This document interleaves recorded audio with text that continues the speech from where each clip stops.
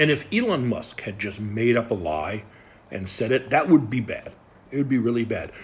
But he didn't do that. The reality of why he made that claim is actually kind of worse. Elon Musk has been playing it real fast and loose with the truth recently, especially when it comes to Social Security. Unfortunately for Musk, though, when you say stupid things on the biggest platform on Earth, you're gonna get a lot of people pointing out how big of an idiot you are. And boy, did they. I want to remind you guys to like the video if you're liking the video, and hit the subscribe button if you want to learn how to do Social Security's fraud.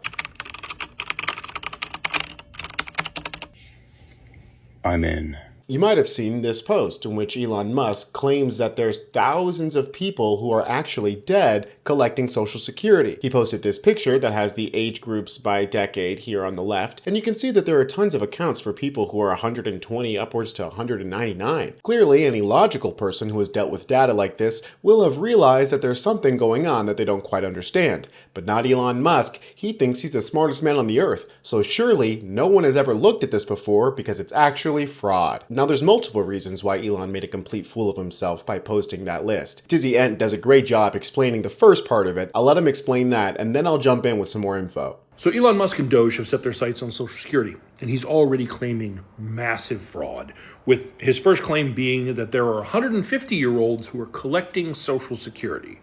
And as he put it, I don't know any 150-year-olds, do you?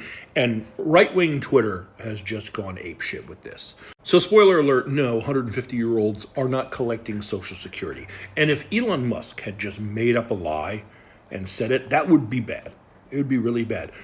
But he didn't do that. The reality of why he made that claim is actually kind of worse. So, of course, people inevitably start looking into why would he make this claim. Computer programmers quickly claimed that the 150 figure was not evidence of fraud, but rather the result of a weird quirk of the Social Security Administration benefits system, which was largely written in COBOL, a 60-year-old programming language that undergirds SSA's database as well as systems from many other U.S. government agencies. Because COBOL does not have a date type, some implementations rely instead on a system whereby all dates are coded to a reference point. The most commonly used is May 20th, 1875, as this was the date of an international standard-setting conference held in Paris. The people aren't 150 years old. The system, if it wasn't given an age at a key point, has to assign something and assigns an arbitrary date that then made people appear in the system to be 150 years old. And while Doge pretends to be all about government efficiency, there's nothing more efficient than rooting through databases whose structure you have no idea about, and then making false claims about numbers that, again, you do not understand. Not only is there this 100-year-old debacle that was just explained, but also this user, Ellie Likes Data, huge shout out by the way, did an excellent job explaining not only how the database works, but also why Elon Musk is a massive fucking idiot. So on the right side is Elon Musk's normal post, and on this left side is a public list of the number of recipients, their age, and the totaling amount. Ellie Likes Data explains, holy crap, beneficiaries in current payment status by age are listed on the SSA website. There are 89,000 people aged 99 plus.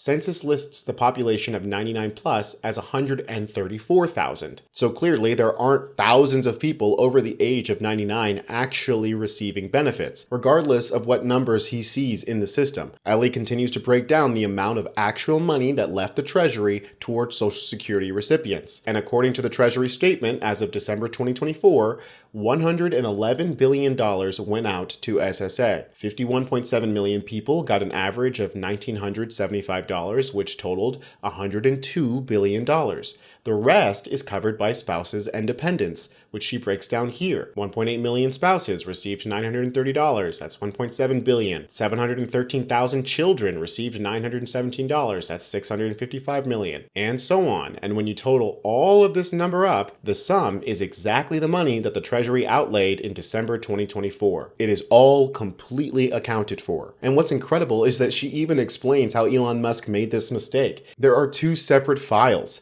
In 2015, they did an audit, and this was the response. One file is public and by law may not contain any death info received from a state. That's the DMF. That's the list that Elon posted that has all of these arbitrary death days that don't actually relate to any person. That's why people aren't dead on it.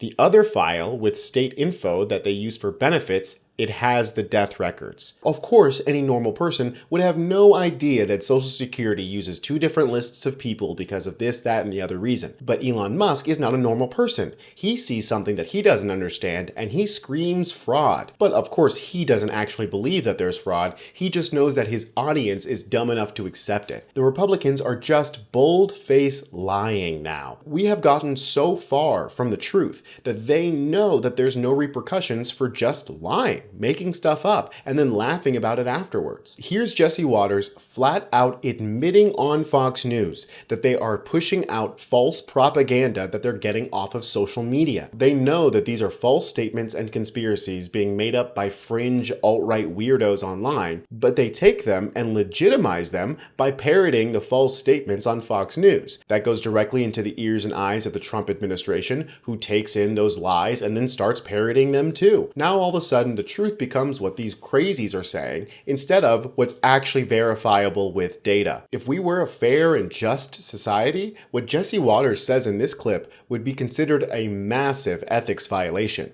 It's not really the same.